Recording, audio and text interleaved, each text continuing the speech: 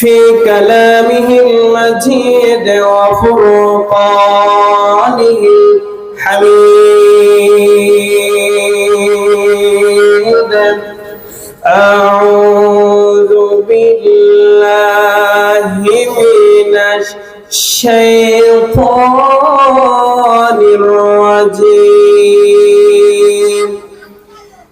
بسم الله الرحمن الرحيم وقد দিনদার ইমানদার ফরহেজগার মুত্তাকি সালিহিন তথ্য প্রযুক্তির মধ্য দিয়ে দূর দূরান্ত থেকে যারা শুনছেন পর্দার অন্তরাল থেকে আমার শ্রদ্ধেয় সম্মানিত মা ও বোনেরা, সকলের প্রতি আমি আবারও বরকতান ইসলামী সম্ভাষণ পেশ করছি। আসসালামু আলাইকুম ওয়া রাহমাতুল্লাহি ওয়া বারাকাতুহু। আপনারা কেমন আছেন?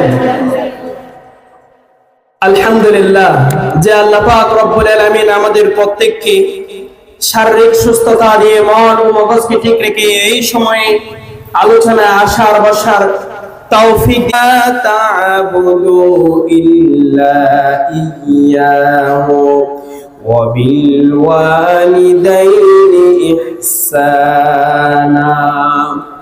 ফয়সালা হয়ে গেল, রায় হয়ে গেল, চূড়ান্ত ফয়সালা হয়ে গিয়েছে, ফরজিয়ত আবশ্যক হয়ে গেছে। মহান রবের পক্ষ থেকে আল্লাহ তাআলা জানিয়ে দিয়েছেন বান্দার জন্য যে বিষয়টা ডকুমেন্ট করে, ওয়াকাদা রাব্বুকা আল্লা তা'বুদু ইল্লা ইয়্যাহু। তুমি মানুষ হিসেবে, মুমিন হিসেবে, ঈমানদার হিসেবে সর্বপ্রথম তোমার যেই ডিউটি, যেই দায়িত্ব তোমাকে পালন করতে হবে, মানুষ হিসেবে প্রথম দায়িত্ব আল্লাহর ইবাদতের পরে পরে যার স্থান সেটা হলো মা এবং বাবার প্রতি সদাচরণ করা।